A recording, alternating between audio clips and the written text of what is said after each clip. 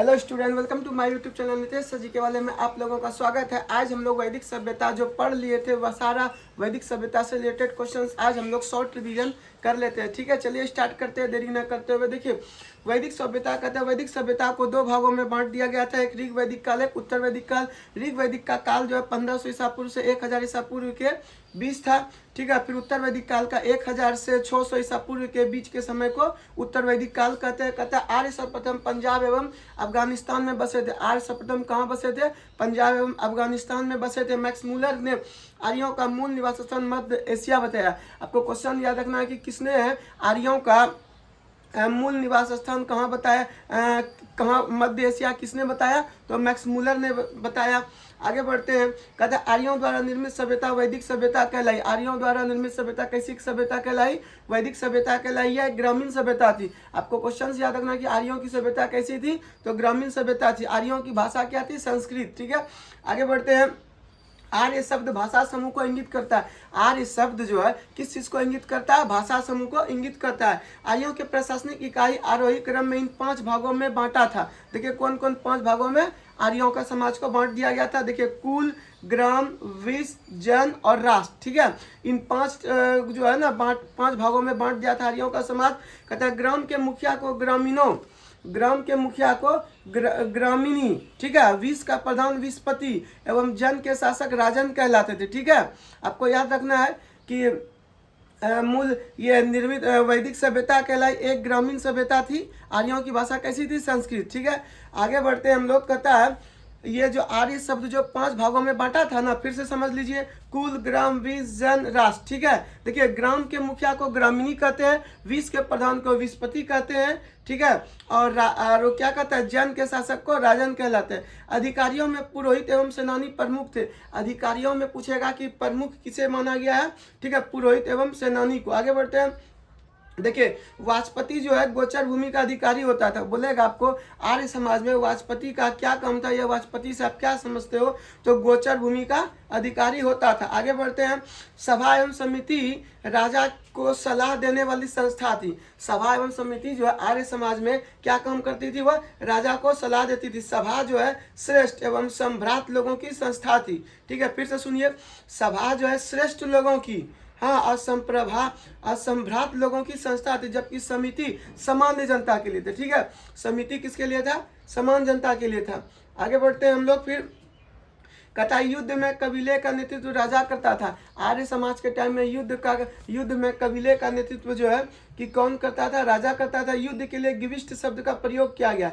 युद्ध के लिए कौन सा शब्द का प्रयोग किया गया? गिविष्ट शब्द का प्रयोग किया गया, जिसका अर्थ होता है गायों की खोज। जिसका गिविष्ट शब्द का अर्थ क्या होता है?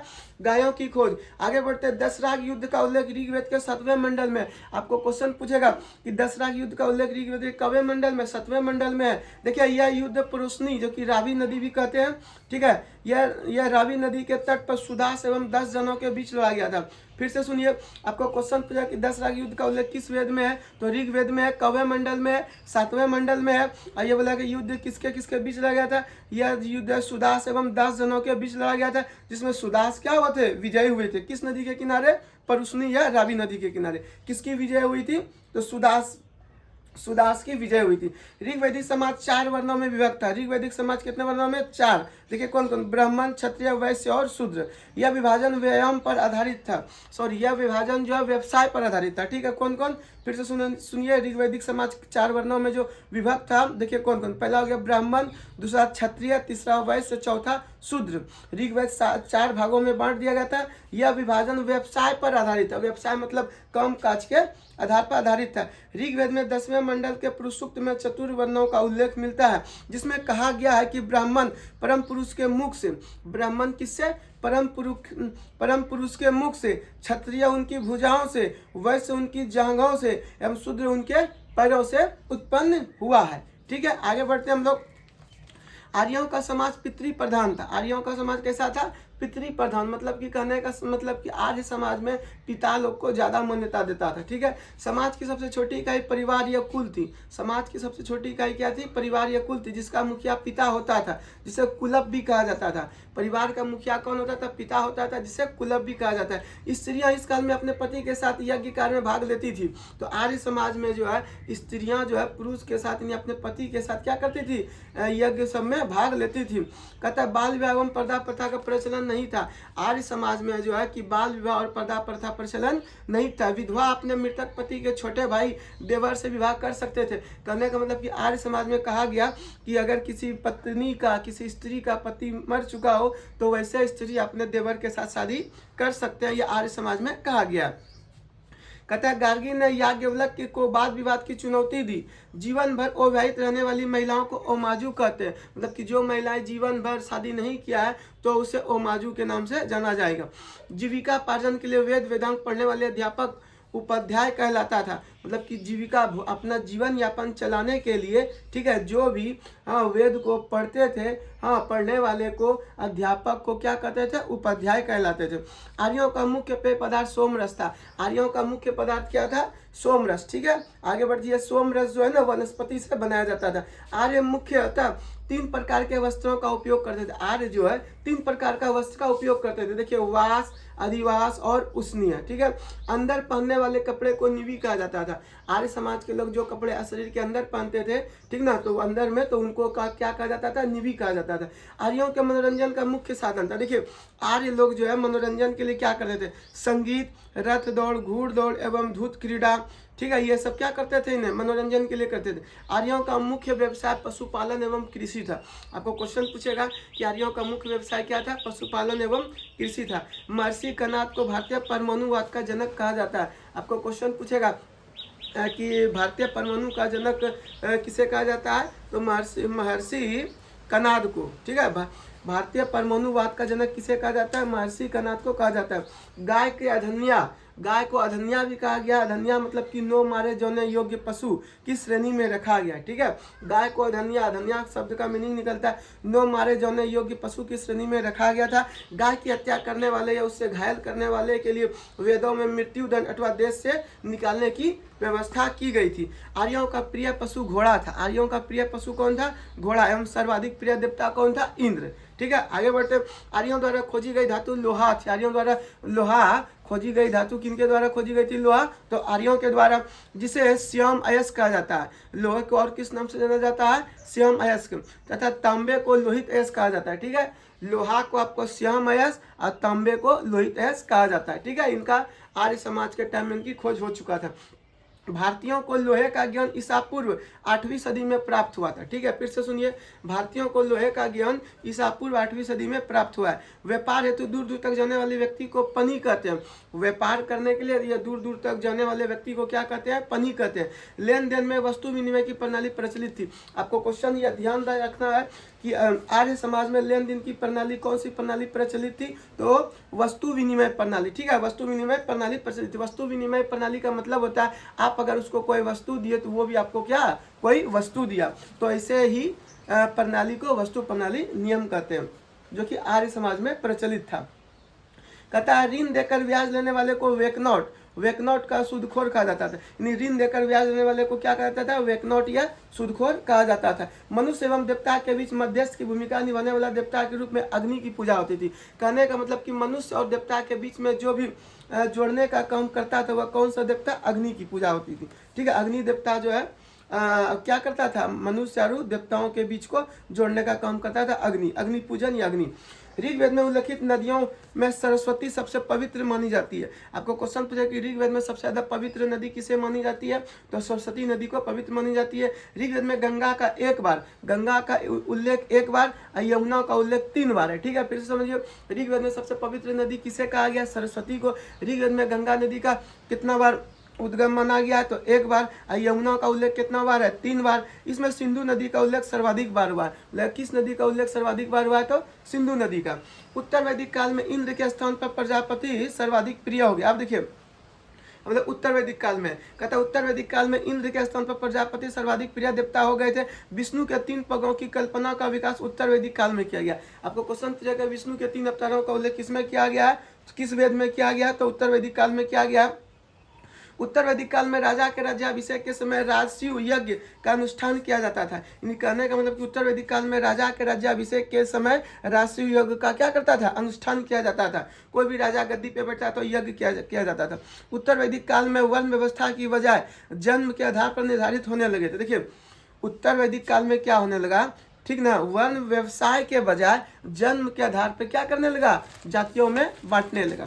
आगे बढ़ते देखिए इंद्र देवता, आपको क्वेश्चन पूछेगा इंद्र देवता जो है, इंद्र देवता का क्या काम है, इंद्र देवता किस चीज से संबंधित है। इंद्र देवता युद्ध के नेता एवं वर्षा का देवता इंद्र। फिर से सुनिए, आपको बोलेगा युद्ध का देवता एवं वर्षा का देवता किसे बोलते हैं, इंद्र को। और कहता है देवता और मनुष्य के बीच मध्यस्थ जोड़ने का काम कौन सा देवता करता है, अग्नि देवता। अब देखिए वरुण देवता का क्या काम है, भूमि पृथ्वी, भूमि यदि पृथ्वी और सूर्य के निर्माता और समुद्र के देवता, इन सबको किसको कहते हैं, वरुण देवता को। ठीक है, वरुण देवता को पृथ्वी का, सूर्य का, समुद्र का एवं ऋतु परिवर्तन और दिन रात, इन सभी का देवता किसे कहा जाता है, वरुण को।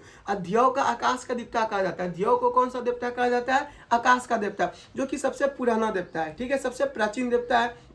आगे बढ़ते हैं सोम, वनस्पति का देवता सोम देवता को कहलाते हैं। सोम देवता को किस नाम से बोलते हैं या किस चीज से संबंधित है, तो वनस्पति का देवता। आप उषा, प्रगति एवं उत्थान का देवता कौन सा कहलाता है, उषा। प्रगति एवं उत्थान का देवता उषा देवता। अब देखिए अश्वनी देवता किस चीज के लिए, विपत्तियों को हरने वाला देवता कौन सा, अश्वनी। विपत्तियों को हरने वाला अश्वनी। पशुओं का देवता पुष्ण, पशुओं का देवता पुष्ण। आगे बढ़ते हैं विश्व के संरक्षक एवं पालन करता विष्णु। तो विश्व के, पूरे विश्व के, ठीक है, पालन करता एवं संरक्षक कौन सा देवता, विष्णु। आगे बढ़ते हम लोग, आंधी तूफान के देवता कौन सा, मरुत। आंधी तूफान के देवता कौन सा, मरुत। ठीक है, इस प्रकार से हमने देवताओं के बारे में देखे कौन सा देवता किस चीज से संबंधित है। एक बार फिर से इनको शॉर्ट रिवीजन करते हैं। देखिए इंद्र के लिए, किस इंद्र देवता को किस चीज के लिए जाना जाता है, युद्ध और वर्षा का देवता। युद्ध और वर्षा का देवता कौन हो गया, इंद्र। अब आता है अग्नि। अग्नि देवता का क्या काम है, देवता और मनुष्य के बीच में जोड़ने का काम करता है। कौन सा देवता, अग्नि। अब आता है वरुण। वरुण देवता जो पृथ्वी का निर्माण किया है और सूर्य का निर्माण किया है। समुद्र के देवता भी उसे बोलते हैं, और दिन रात परिवर्तन करने के देवता भी बोलते हैं, और ऋतु परिवर्तन करने वाली देवता कहते हैं। ये सब किसको कहते हैं, वरुण को। आगे बढ़ते हैं ध्यव। ध्यव को आकाश का भी देवता कहा जाता है, जो कि सबसे प्राचीन है। ध्यव को किस देवता से जाना जाता है, आकाश का देवता। आता है सोम, वनस्पति का देवता किसे जाना जाता है, सोम को। उषा, उषा किस चीज के लिए देवता फेमस है, तो प्रगति एवं उत्थान देवता। उषा देवता बोलेगा किस चीज से संबंधित, प्रगति एवं उत्थान देवता। आता है अश्वनी। अश्वनी मतलब विपत्तियों को हरने वाला देवता अश्वनी। ठीक है, पशुओं का देवता उष्ण।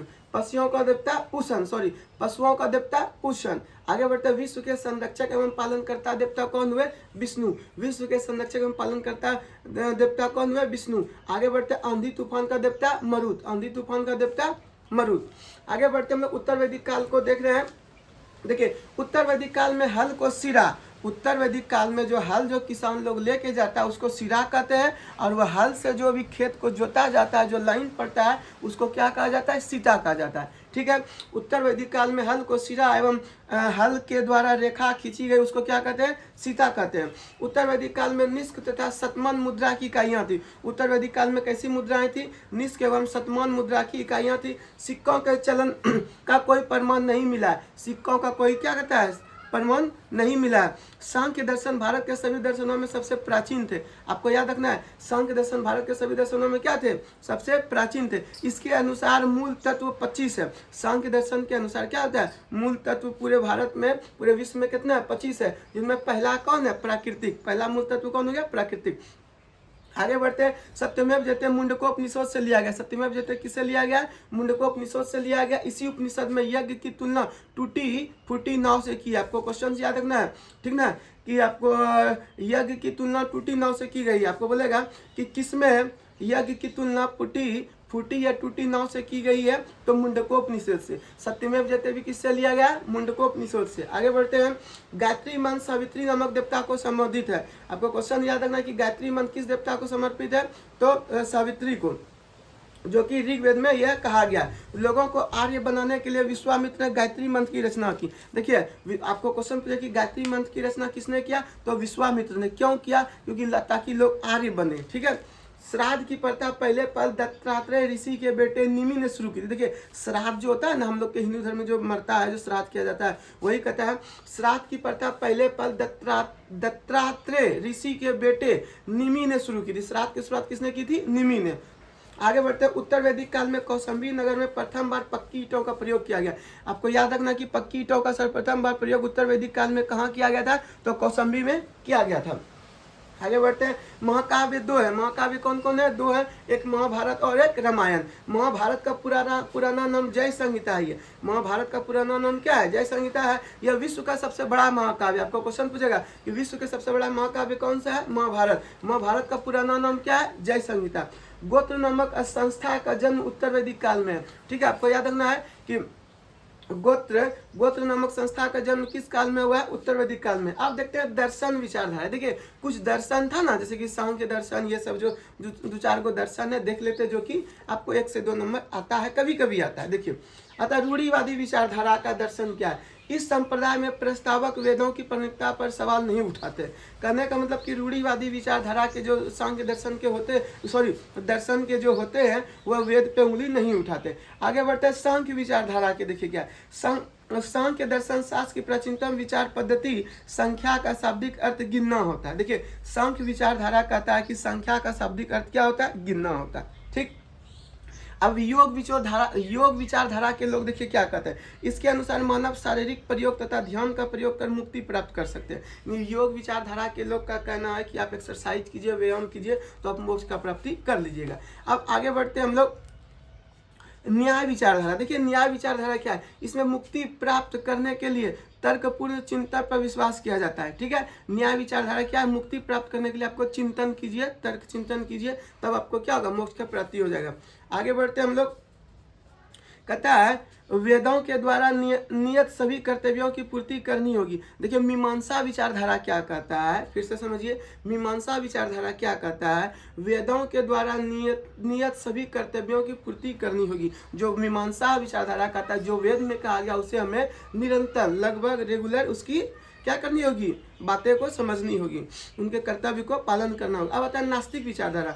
वेदों की मौलिकता पर विश्वास नहीं करते। मतलब कि नास्तिक विचारधारा के जो लोग होते हैं वह वेदों को मान्यता नहीं देते, वो सोचते हैं कि वेद का कोई अर्थ ही नहीं है।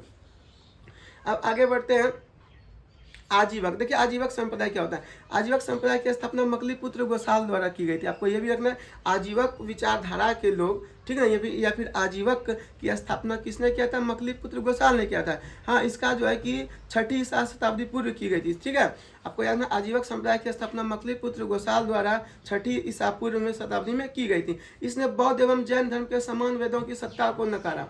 ठीक है, आजीवक संप्रदाय ने क्या बोला, ठीक है, बौद्ध एवं जैन के समान वेदों की सत्ता को नकारा। ठीक है, आगे बढ़ते हम लोग, आजीवक जो है आजीवकों के उत्तर प्रदेश में श्रावस्ती आजीवकों का प्रमुख केंद्र था। कहने का मतलब कि आपको क्वेश्चन बोलेगा कि आजीवकों का प्रमुख स्थल कहाँ था, श्रावस्ती था। ठीक है, इस प्रकार से आज का वीडियो में हम लोग वैदिक सभ्यता पूरा देख लिए, और नेक्स्ट वीडियो में हम लोग जो है कि आपका महाजनपद के बारे में देखेंगे, और फिर क्या कहता है कि जैन धर्म, बौद्ध धर्म तो आप पहले वाला वीडियो में देख लिए थे। नेक्स्ट वीडियो में हम लोग महाजनपद का उदय देखेंगे। ठीक है, आप लोगों को हमारी वीडियो अच्छे लगे तो ज़्यादा से ज़्यादा लाइक करें, शेयर करें और कमेंट भी करें। जय हिंद।